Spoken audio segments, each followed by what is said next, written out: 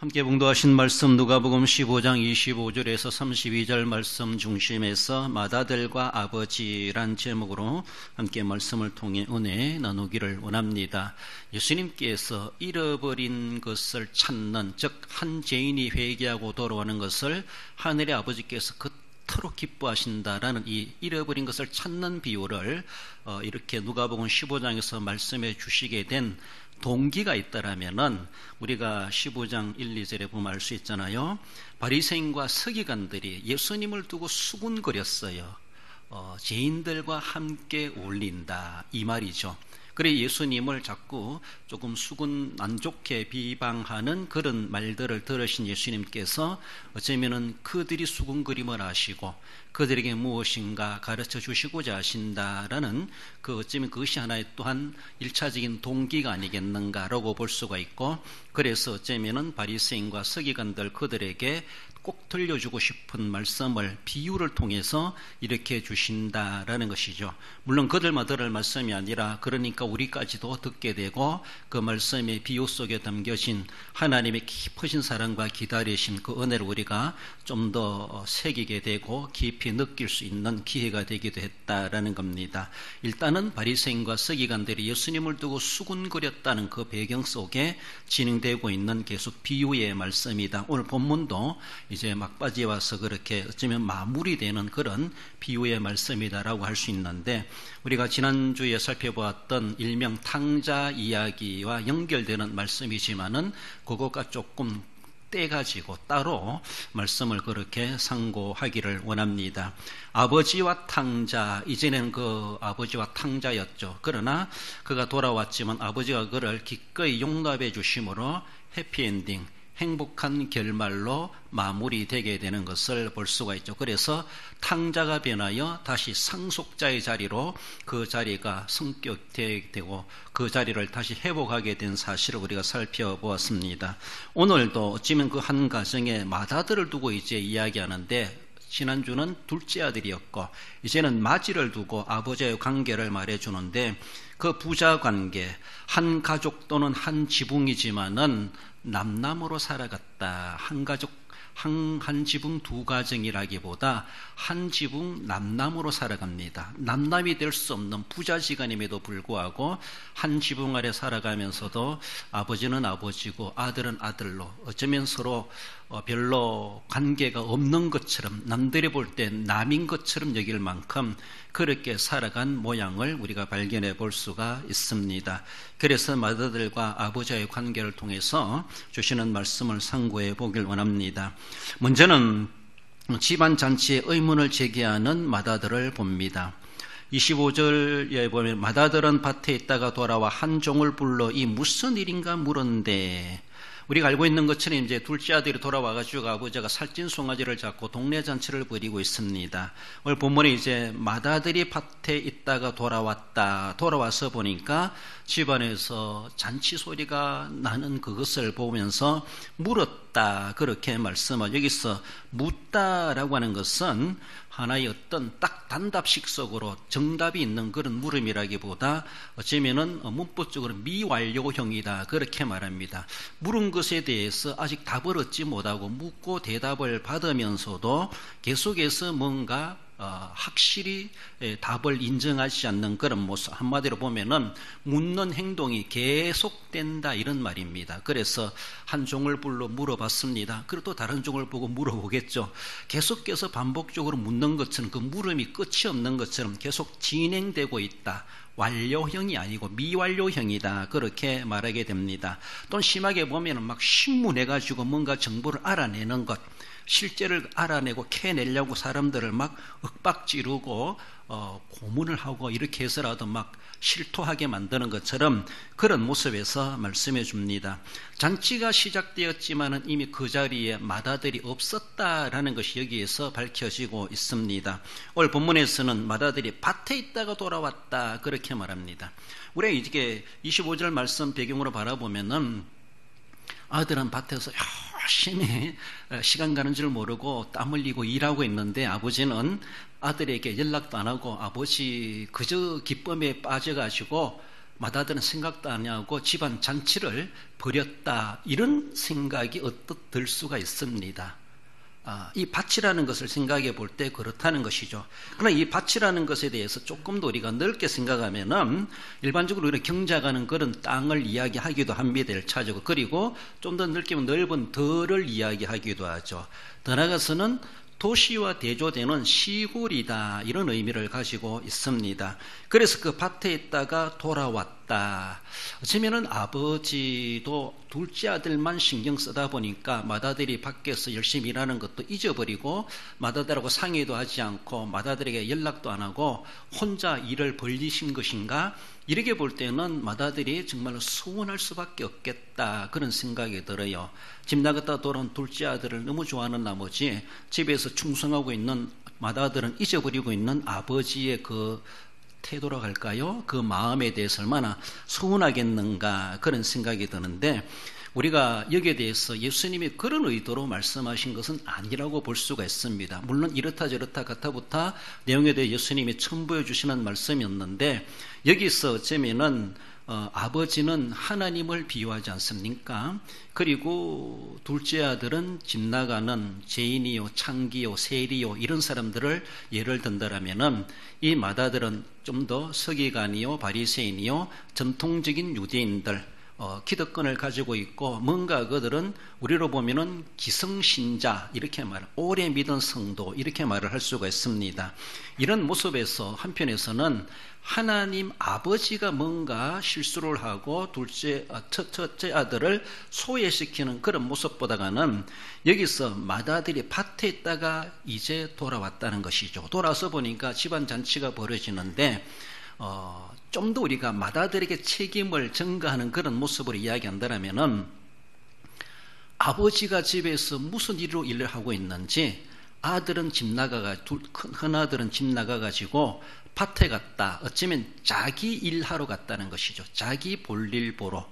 그래서 아버지에 대해서는 전혀 관심도 없고 집안 일에 대해서는 별로 상관없고 이기적인, 좀 자기 일에 빠져가지고 자기 일에 열중하고, 이기심이죠. 그래서 어쩌면은 집안일 보다가는 자기 일에 빠졌다는 것이죠. 좀 더 우리 모양으로 말해보면은 본교회는 신경 안 쓰고 외부 활동에 대해서 빠져가지고 거기 좋아가지고 집안에 무슨 일이 일어나는지 별로 관심도 없고, 집안에 잔치가 벌어지는데도 아버지가 맏아들이 어디 갔는데 찾을 길이 없어. 수소문해도 찾을 수도 없고, 경작하는 밭에 왜 정도를 안 보내봤겠습니까? 어디 간다면 간다고 이야기를 하고 오늘날처럼 전화라도 하고 자꾸 소통이 되면은 순간적인 일들이 벌어졌을 때 연락이라도 왔을 텐데, 잔치가 이미 무르익어갈 정도까지 맏아들을 찾을 길이 없었다, 이런 모양으로 우리가 맏아들에게 조금 책임을 전가해주는 그런 상황을 생각해 볼 수가 있습니다. 여러분, 너무 바깥 생활 너무 좋아하다 보니까 집에서 사람들이 먹는지 마시는지, 애들이 잘 크는지, 학교는 갔다 오는지, 쌀독에 쌀은 남아있는지, 가장이라는 사람이 별로 신경도 안 쓰고 바깥 놀이만 그렇게 즐긴다고 생각해 보세요. 그렇잖아요? 옛날에 그런, 죄송해요, 어르신 한랑이라 그런 말, 그런 사람들 있잖아요. 그러면서 집에 와서 요구는 얼마나 많은지, 밖에서 열받는 거 집에 와가지고 화풀이하는 그런 모습처럼 맏아들이 좀 그런 모양이 아니었겠는가. 그래서 많은 사람들이 집안 탕자로다, 이렇게까지도 표현하고 있습니다. 집안 잔치에 의문을 제기하는 맏아들이라는 것이죠. 맏아들의 이야기를 들어본 그 말도 일리가 있습니다. 그러나 그러게 되기까지 맏아들은 집안에 대해서 무슨 신경을 썼는가, 이렇게 생각에 또 깊이 들어가다 보면 그 가정사에 대해서, 사생활에도 우리가 너무 어떻게 다 알겠습니까만은 좀 더 깊이 들어가다 보면은 아버지에게 책임이 있다기보다 맏아들이 집에 대해서 너무 무관심하게 자기 일에만 하루 종일 뭔가 하다가 그렇게 집에 돌아와 보니까 이런 일들이 벌어진 것을 느껴서 알게 되었고, 상당히 서운해하는 그런 모습, 그리고 의문을 제기하는 맏아들의 그런 모습을 보여주고 있습니다.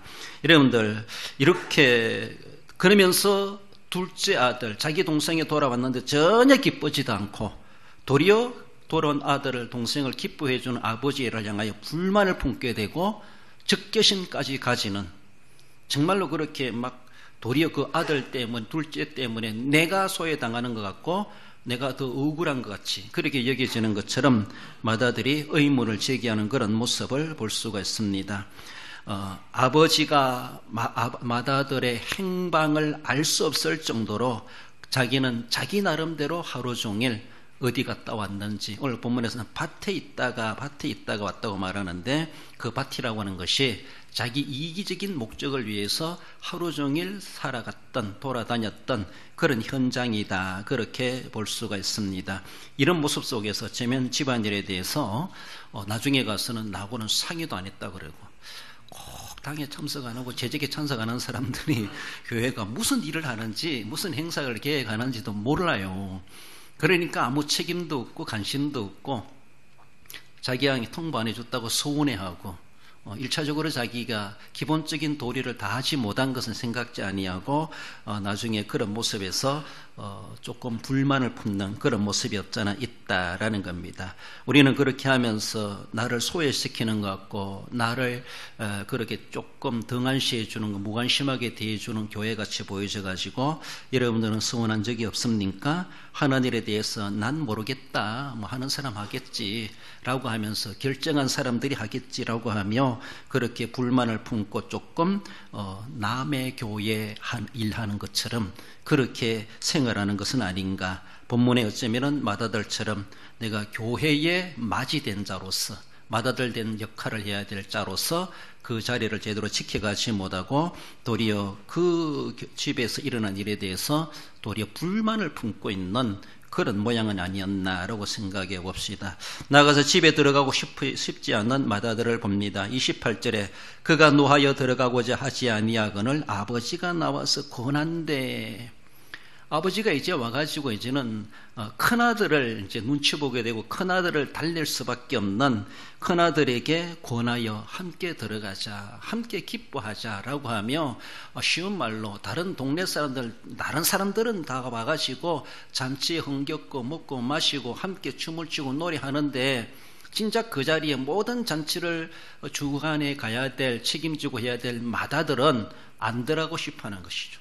자기와는 아무 상관없는 일 같고 집안 일도 아니고 자기 일도 아닌 것처럼 도리어 기분 나빠하는 그런 맏아들, 노하여 들어가고자 하지 아니한다.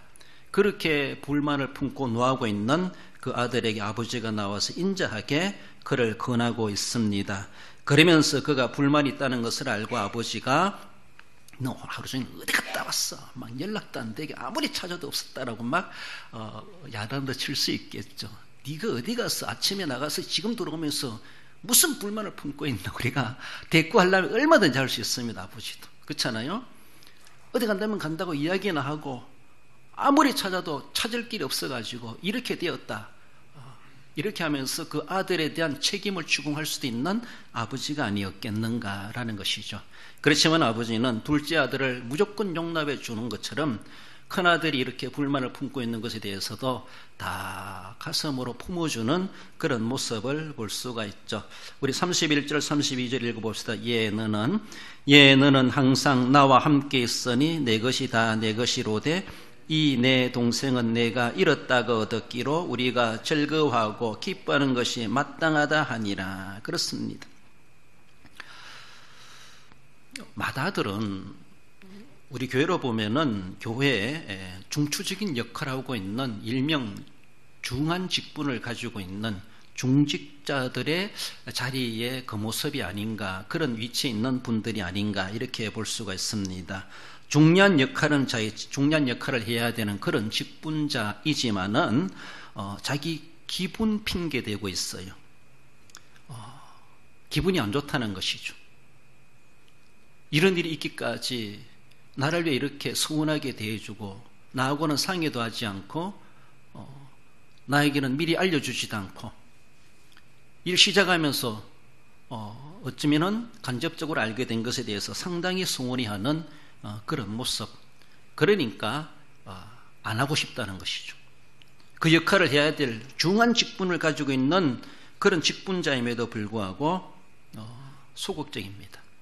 그리고 참여하는 무단결석, 그리고 하다가도 기분 나쁘니까 아침에 벗어 던지고 가버리는 이런 모양. 그리고 일이 어떻게 되든 무관심, 그리고 안 할 수가 없으니까 자리만 지키고 그저 소극적으로 쉬운 말로 왔다 갔다 하기만 하는 그런 모습들. 외부 활동에 대해서는 그렇게 적극적으로 하면서 내부적인 교회에 관련된 일에 대해서는 한마디로 겉도는 삶을, 겉도는 교회 생활을 하고 있는 그런 교인들의 양상을 우리가 생각해 볼 수가 있습니다.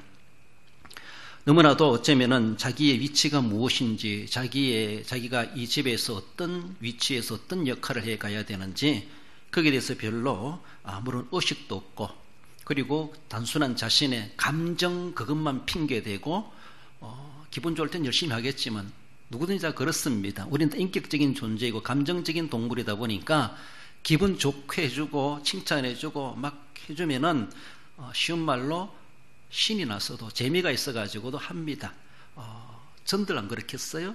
기분 좋으면은 안 할 것도 하게 돼요. 그러나 기분이 안 좋으니까 마땅히 해야 될 것에 대해서도 억지로 하고 마지못해 하고, 정말로 사람들 볼 때는 그래도 같이 하네라고 하지만은 중심을 보시는 하나님 보실 때는 뭐라고 말씀하시겠는가? 그 자체가 외식이 아니겠는가? 하면서도 덕이 안 되고 하면서도 하는 사람들에게 어쩌면은 도움이 안 되는 그런 모습. 차라리 안 나왔으면 좋겠다, 같이 하는 사람들이 더 힘들어하는 그런 모양은 있지 않겠는가? 우리는 교회를 주님 일을 한다 하면서도 상당히 비협조적이랄까요? 소극적이고 적극성이 없다 보니까 다르게 보면은 비협조적이다, 이렇게 말하는 것이죠. 하긴 해요. 참여는 해요. 그렇지만은 별로 책임감 없이 행하는 그런 모습을 볼 수가 있죠. 그저 겉도는 삶, 그런 교회 생활이 아니겠는가 우리는 생각해 볼 수 있어야 됩니다. 기분 따라 예수 믿는 게 아닙니다. 감정 따라, 형편 따라 예수님 그렇게 믿어도 되는 우리의 예수님이 아니고 우리의 믿음이 아니라는 것이죠. 그렇습니다. 감정적인 동물이라고 해서 감정 다 내색하고 감정을 따라 산다 그러면은 하나님 우리를 그렇게 대해 주실 겁니다. 절대로 우리는 그것을 드러낼 수가 없고, 그것이 또 나를 미혹하게 하고 하나님의 일에 대해서 자꾸 방해 놓는, 마귀가 쓰는 그런 하나의 수단이 될 수가 있다, 내가 그렇게 이용당할 수도 있다라는 것을 우리는 생각하며 결코 그럴 수가 없다라는 겁니다. 직분자는 자기의 유익을 위해서 일하는 직분자가 아닙니다. 에베소 4장에서도 말씀해 주는 것처럼 봉사일을 하게 하며 교회를 세우기 위함이라고 말씀해 주시는 것처럼 봉사일입니다. 누가 알아달라고 해주는 일이 결코 아닙니다. 그리고 현세의 상을 받기 위해서 일하는 직분자가 결코 아닙니다. 그렇습니다. 교회의 직분은 그렇습니다. 교회에 섬기는 것은 그렇습니다. 이런 모습 속에 많은 사람들이 그저 세상에서 나를 무시한다, 나를 대우해 주지 않는다, 이런 모습 속에 사람들 자꾸만이 현세적인 상을 요구하고 현세적인 대우를 요구합니다. 그렇게 하니까 해주면은 자기도 한다는 것이죠. 그것이 잘 안 되니까 서운하다는 것이죠. 그건 하나님께 따지세요. 그 서운한 것. 그래서 그 서운함을 무릅쓰고라도 만약에 주님 앞에 표시내지 않게 열심히 한다라면은 그것을 하나님이 알아주실 겁니다. 그래요. 자기의 쏘가리 하는 것. 서운하면서도 그래서 거기서 내색하지 아니하고 사람의 일이 아니라 주님의 일이지, 사람 보고 하는 일이 아니라 내가 주님 보고 하는 일이지, 이렇게 하면 자기를 달래야 될 것이고, 그 미혹에 마귀가 우리를 그렇게 시험 들게 하는 것에 빠져들어가지 않는 지혜롭게 그것을 벗어낼 줄 알아야 될 것이다 라는 겁니다. 집에 들어가고 싶지 않은 맏아들, 결국 그러면 자기는 집 나가고 계속 안 들어오겠다는 건가? 맏아들 자리 둘째 아들 장자권을 넘겨주겠다는 건가? 얼마나 어리석은 행동인지 몰라요. 그러다가 그 자리 둘째가 차지합니다. 나아가서 스스로 품꾼으로 여기는 맏아들을 우리는 봅니다. 29절에 보면은 아버지한테 불만을 토합니다. 아버지, 내게는 염소 새끼 하나라도 주어 나와 내 벗으로 즐기게 하신 일이 없더니. 무슨 말입니까? 이 말 속에는 무슨 말인가 하면은 자기는 이 집에서 일하는 것에 대해서 자기 스스로가 장자로 인정하지 않아. 자기 스스로가 상속권을 가진 아들로 인정하지 않고 있어요. 이 집에서 고급 일꾼, 고급 인력, 그리고 품삯을 받고 일하는 품꾼의 하나처럼, 그 품꾼이면서 다른 종과 격이 다른 고급 인력처럼 그렇게 여기고 있는 그 수준의 아들의 말입니다. 이것은 내게는 염소 새끼 하나라도 주어 나와 내 벗으로 즐기게 하는 일이 없었습니다. 이런 모습 속에서 아버지가 염소 새끼 줘가지고 송아지 줘가지고 너 친구들하고 잔치에 먹으라, 꼭 그렇게 하지 않아도 이미 아버지가 말하지 않습니까? 내 것이 네 것이고 네 것이 내 것이고 다 이것이 내 것이다. 이 아들은 품꾼이 아니에요. 자기 스스로가 주인의식을 가지고 주권적으로 집안 살림을 해 가야 될 아들이에요. 그러나 계속해서 그는 아버지가 허락해야 하는 것처럼 아니라는 것이죠. 그는 맏아들이에요. 이 집안이 어쩌면은 상속자고, 그리고 이 집안의 모든 살림살이를 책임져야 될 아들이라는 것이죠. 그럼에도 아버지는 그것을 이미 아들로 인정해주고 있는데 자기 스스로는 내게는 왜 이렇게 아주 고가로 나를 대해주지 않습니까? 주인의식에 대한 결여, 그리고 책임의식이 없습니다. 지극히 집안일을 하면서도 수동적이라, 수동적. 안 할 수가 없으니까, 맡겨놨으니까, 아버지가 하라 하니까, 또 안 할 수가 없으니까 그 일을 하는 것이죠. 그러면서 그에 대한 모든 소득과 수확의 결실물을 다 자기가 주인이고 자기가 있음에도 불구하고 지금 계속해 자기는 아버지한테 싹을 받고 일하는 품꾼과도 같이 자기 스스로가 그렇게 여기는 이러한 자세라는 것입니다. 맏아들의 불평이 무엇입니까? 아버지와 자기의 관계를 무심코 드러내고 있습니다. 여기에서 자기와의 관계가 어떤 관계인가?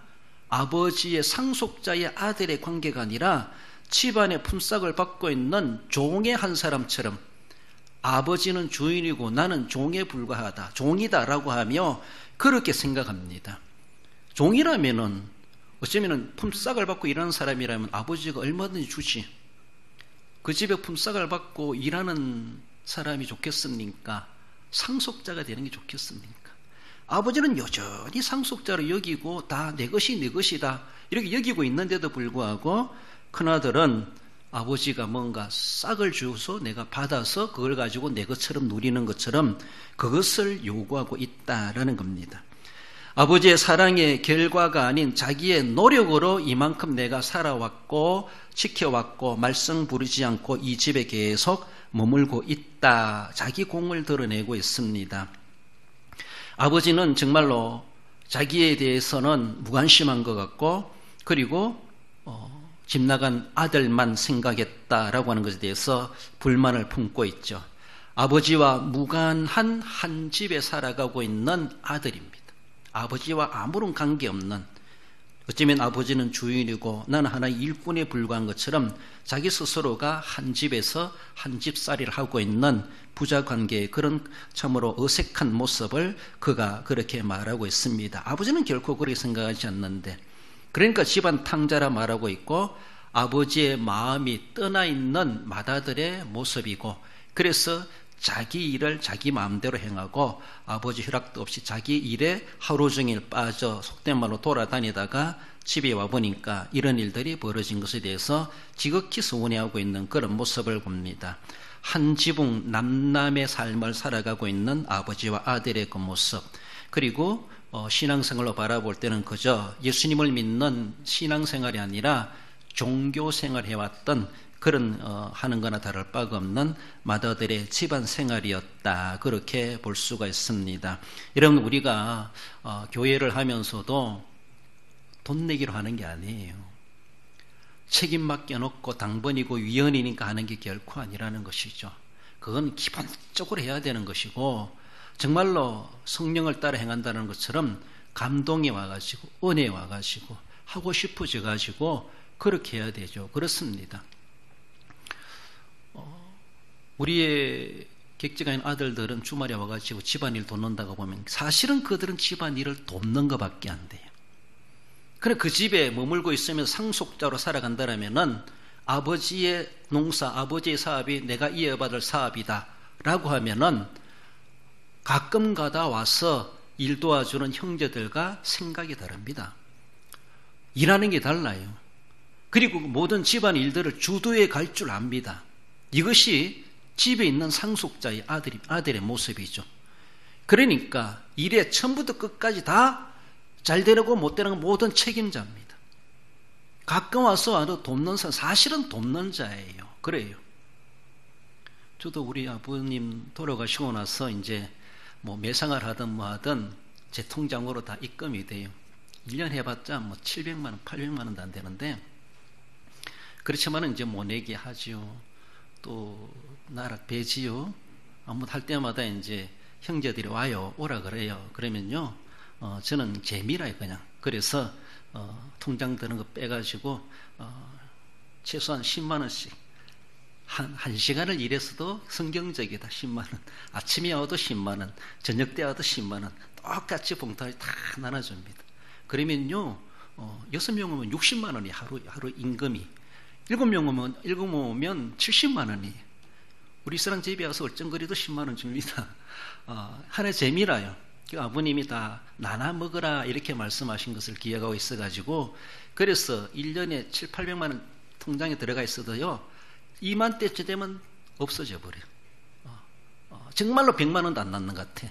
이제 수미한 거 다시 들어오죠. 이제 그러면 또 1년 동안 기기값 주고 약값 주고 뭐 하고 다 쳐주고 나면은 우리 장로님들 변호사 해가지고 적자난다 그렇게 계산 나온다는데 적자인지 모르지만 아무튼 그래서 나눠줍니다. 그들은 사실은요 품삯을 받고 일하는 것 똑같아요. 그러나 제 생각은 아니에요. 저는 주인의식이에요.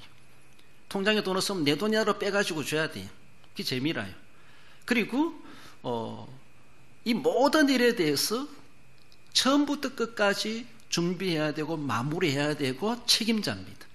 그러나 그들은 와가지고 딱 시작했다가 갈 때는 신었던 장화 벗어놓고 입었던 옷 벗어놓고 누가 빨아라고 빨 사람도 없는데 그냥 벗어놓고 가버려요. 가버려요. 그런 모습이. 그러나 그 모든 뒤처리는 이제 집에 있는 엄마가 하든지 제가 하든지 다 해야 되죠. 이런 그게 주인의식이라. 그 사람들은 잠깐 왔다가 도와주고 갈 뿐이다. 교회 생활을 해도 그저 객지 왔다가 잠시 왔다 일꾼 필요하니까 일손 도와주러 오는 것처럼 그렇게 섬기는 집안 탕자와도 같이 매주 우리 교회에 나오고 이 지역에 살아가고 본교회 교인이면서도 객지에서 오는 형제들처럼 자기 당번이니까 그 주간에 와서 한다. 그때는 그때 와서 안 할 수가 없으니까 한다. 그때가 자기 농번기지. 일손이 필요하다는 것이지. 이러니까 주인의식이 없어요. 내 해야 될 기간이 끝나고 나면은 나와는 간곳 없는 집이라. 그렇죠? 남의 집처럼 똑같아. 그렇지 않습니까? 저도 연락 안 해요, 평소에는요. 우리 어머님은 옥자옥자 와가지고 하는 걸 참 좋아하세요. 애들 좀 불러가지고 뭐 할 거 없는 뭘 애들 부르냐고 바쁜 애들을. 그래서 신경 쓰지 마시라고. 내 할 일은 내 혼자 다 알아서 할 테니까. 그래서 정말로 좀 어울리고 할 때는 그렇게 어울리도록 합니다. 차라리 그들 안 오면 저는 품삯 안 나가면 좋아요. 그러나 와서 한 시간을 얼쩡거리면은 나눠 먹는 그 자세, 그런 재미가 있어요. 그런 모습이에요. 그리고 형제들 알아요. 하루에 일한 만큼 품삯이 안 될 수도 있고 하나의 재미니까 받아가자 이렇게 이제 받아갑니다. 그것처럼 그 받는 재미가 있어요. 그것처럼. 그러나 저는 어쩌면은 집안의 일을 이제 내가 책임지다 보니까 죄송해요. 교회 일 이야기는 자꾸 농사일 이야기하는데 그렇지만은 형제관계, 가족관계 이런 일 하다 보니까 교회 일도 그렇구나. 내가 그저 품삯 받는 종처럼 일꾼처럼 그렇게 일하려고 하면 얼마든지 할 수 있어요. 그 뒤에는 무관심이라. 그리고 왔을 때는 돈 내기, 내가 해야 될 일이니까 할 수밖에 없는, 이것이 사실 집안에 있는 맏아들이 그런 행동을 하고 있다는 것이죠. 그런 행동을 집에서 무슨 일이 벌어지는지, 앞으로 무엇을 해야 되는 건지 그저 아버지가 하락하마 그 정도 행하는 것처럼 지극히 수동적이고 무책임하게 가정을 살아가고 있는 아들이다. 그러면서도 그 나름 또 불평이 많아요. 할 말 다 있습니다. 맏아들의 무지가 무엇입니까? 맏아들은 무지가 아버지와 함께 살고 있으면서도 아버지와 하나라는 것을 모르고 있어요. 그리고 아버지의 사랑에 대해서 무지합니다. 아버지의 마음에 대해서 모르고 있어요. 아버지의 고민과 아버지의 근심이 무엇이고 아버지가 무엇을 가지고 지금 기도하고 있는가 모르고 있습니다. 거기에 대해서 무지합니다. 자기는 집안에서 아버지를 봉양하고 아버지를 모시고 살아가는 것이 옆에 겉으로 보면 보입니다. 그렇지만은 아버지의 생각도 모르고 아버지 마음도 모르고 아버지 눈물도 모르고 아버지의 사랑도 모르고 아버지가 지금 무엇을 위해서 지금 기도하고 있는지도 몰라. 아버지의 기쁨이 무엇인지도 몰라요. 그러면서도 자기는 효도하는 것처럼 남들이 볼 때는 아버지를 모시고 살아가네. 둘째와 비교하니까 진정 효자같이 보이죠. 이런 모습들, 이게 맏아들의 무지입니다. 우리가 교회를 섬기면서도 이 교회의 주인이신 우리 주님, 우리 하나님이 사랑을 우리는 깊이 느껴야 되고 하나님이 마음이 어떠한가, 하나님이 지금 무엇을 기다리고 계시는가, 하나님 우리에게 무엇을 요구하고 계시는가, 하나님이 기뻐하실 일이 무엇인가, 하나님이 서운해하실 일이 무엇인가, 우리는 그것을 조금 간파하려고 하는 그런 자세가 필요합니다. 그렇습니다. 아버지와 나는 끊을 수 없는 부자관계라는 것, 그 관계를 깊이 있게 묵상해야 되죠. 아버지와의 떨어질 수 없는 즉 언약적 관계라는 것이죠. 이거는 그 무엇으로도 갈라놓을 수 없는 부부는 헤어지면 난남이라는데 부자지간은 시작부터 끝까지 하나님이 맺으신 관계다. 호적 지운다고 아들 아닌 것이 아니라는 것이죠. 그렇습니다. 하나님과의 언약적 관계로 맺어진 난 하나님의 집의 상속자다. 그 나라를 유업으로 받을 천국 백성, 천국 시민이다. 그 언약의 관계가 뭐예요? 그 언약 관계가 체결되도록 하기 위해서 예수님이 십자가에 피 흘려 돌아가시는 피값으로 우리를 언약 관계를 맺어주셨어요. 이거는 그 무엇으로도 취소될 수가 없고 끊어지지 않고 이거는 무효화될 수 없는 거예요. 아버지는 그런 관계를 가지고 아들을 대하고 있는데 아들은 그 언약의 관계를 아무런 가치 없이 보고 있어요. 그 별거 아닌 것처럼. 그러니까 아버지의 마음을 제대로 알아보지 못하고 파악하지 못하며 그저 맏아들이라는 그 자리만 지켜가고 있는 이런 모습. 그리스도의 구속으로 맺어진 그 진한 관계, 그 무엇으로 끊을 수 없는 그런 관계라는 것을 늘 의식하며 그 관계 때문에서라도 내가 아버지 앞에 어떻게 해야 될 것인가, 아버지가 행하는 그 모든 일에 대해서 내가 알아주고 이해해주고 그게 거들어주고 아버지를 시원스럽게 들을 수 있는 그런 아들이 돼야 되는데 어쩌면 도리 이제 와서는 집 나간 둘째 아들만큼도 못 되는 아버지를 더욱더 근심되게 만드는 그런 맏아들의 그런 모양을 보여주고 있다라는 겁니다. 오늘 본문에 나타난 맏아들의 태도가 지금까지는 그런 일이 없으니까 내색이 안 됐는데 딱 문제가 생기니까 맏아들이 이런 모습이 드러나잖아요. 평소엔 교인들 잘 모릅니다. 참 충성 잘하는 것 같고 신앙 좋은 것 같고 열심히 하는 것 같은데 뭔가 조금만 언짢은 일 생기면요, 저분이 원래 저랬는가? 이렇게 할 정도로 의아해할 정도로 하나님도 이상하다 얘기할 정도로 어쩌면은 그런 모습을 우리는 드러내는 것은 아닌가를 생각해 볼 수 있어야 됩니다. 31절에 아버지가 이르되 너는 항상 나와 함께 있으니 내 것이 다 내 것이다. 이것을 아들에게 다시 재확인시켜 주고 있습니다.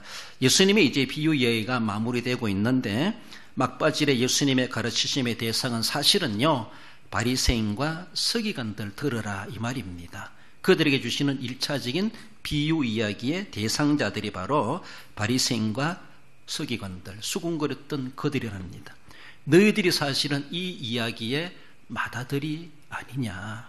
너희들이 맏아들이라고 하는 자리를 가지고 있으면서도 집 나갔다 회개하고 돌아온 창기같이 세리같이 죄인 맛도 못한 도리 아버지의 마음을 아프게 만드는 아들이라는 이름을 가지고 있으면서도 장자 맏아들의 이름을 가지고 있으면서도 정말 허랑방탕하다 회개하고 돌아온 둘째 아들 맛도 못하게 도리어 아버지를 괴롭히는 것은 아닌가. 아버지의 마음을 아프게 하는 맏아들의 자리에 있는 것은 아닌가. 자리만 차지하고 있는 너희들이 아니냐. 이것을 주님께서 어쩌면은 비유로 그들에게 일침을 주고 있는 그런 말씀임을 보여주고 있습니다. 둘째 아들 격인 세리와 죄인들이 회개하고 돌아와서 그 잔치에 참여하고 기뻐하는 데 의해서 그 자체를 못마땅히 여기는 맏아들인 것처럼 오늘 본문에 앞서 있는 본문에 이렇게 바리새인과 서기관들은 예수님이 그들과 함께 우리는 것을 못마땅히 여깁니다. 수군거리고 비방합니다. 그렇습니다. 예수님은 그들이 죄인이지만 그들이 회개하고 돌아온 탕자와도 같이 예수님은 맞이해주고 같이 나누어주고 있습니다. 이것을 알아야 되고 예전에 그들이 그런 과거를 가지고 있었던 사람들이지만은 이제 말씀을 듣고 회개하고 돌아오게 되면은 반가이 맞아줘야 될 맏아들의 역할을 해가야 되는데 그렇게 하지 못했다라는 겁니다. 누가복음 15장 2절에 바리새인과 서기관들이 수군거려 이르되 이 사람이 죄인들을 영접하고 음식을 같이 먹는다 하더라. 그렇습니다. 예수님에 대해 이렇게 수군거렸던 바리새인과 서기관들에게 그것을 일침을 주시면서 우리 주님께서는 정말로 한 죄인이 회개하고 돌아오는 것을 이렇게 기뻐하시는 것을 분명히 알아야 된다. 아버지가 기뻐하시면은 맏아들은 자동으로 기뻐해 줘야 돼요. 기뻐해야 됩니다. 하나님이 기뻐하시는 일이라면은 우리가 기분 나빠할 필요 없고 불평할 필요도 없고 거기에 대해서 수군거릴 필요가 없고 정말로 그동안 내가 아버지의 마음을 제대로 알아들이지 못했습니다. 내가 진짜 불효자였고 내가 진짜 아버지 앞에 탕자였습니다 라고 하며 도리 아버지 앞에 죄송하다는 마음을 가질 수 있는 이것이 정말로 성숙된 맏아들의 인격이 아니겠는가라는 것을 우리는 봅니다. 여기서 이들이 깨닫지 못하고 계속 불평하고 무지하고 행한다면은 결국 그 바리새인과 서기관들은 결국은 기득권을 가지고 있으면서도 집안 탕자로 결국은 낙인되고야 말 것이고 정말로 야곱이 에서의 장자권을 획득하는 것처럼 하나님 나라의 장자권이 바리새인과 서기관들이 아니라 도리어 돌아온 탕자 이들이 차지할 수가 있다라는 것도 우리는 생각해 봐야 할 것입니다. 우리 누가복음 13장 30절 읽어볼까요? 보라 나중된 자로서 먼저 될 자도 있고 먼저 된 자로서 나중될 자도 있느니라 하시더라. 그렇습니다. 먼저 됐다라면 먼저 된 자로서의 자리를 굳건하게 잘 지켜가야 되고 명색이 이름만 가지고 있는 자가 아니라 정말로 실속 있는 그런 모습으로 더 나아가서는 내가 늦게 시작했지만은 앞서가는 사람들 못지않게 내가 열심히 힘쓰고 애쓰고 그렇게 섬겨야지 그런 자세도 필요하기도 하고 정말로 예수님은 이러한 우려상을 말씀하지 않습니까? 보라 나중된 자로서 먼저 될 자도 있고 먼저 된 자로서 나중된 자도 있다 하시더라 라고 하는 것을 늘 기억하며 먼저 부름받은 자로서 양물의 본이 되시고 그들을 도리어 안내하고 이끌어주고 정말로 통 큰 마음 가지고 그들을 품어줄 수 있고 아버지의 마음을 본받아가면서 그렇게 진짜 맏아들다운 그런 모습으로 교회를 섬겨갈 수 있어야 할 것입니다. 결론적으로 읽어봅시다. 집에 머물고 있으면서도 집안 및 아버지의 일에는 관심이 소극적으로서 아버지를 근심되게 한 맏아들을 보며 역할과 사명 감당을 점검하여 먼저 된 자로서 나중되지 않도록 정성을 다하는 성도가 됩니다.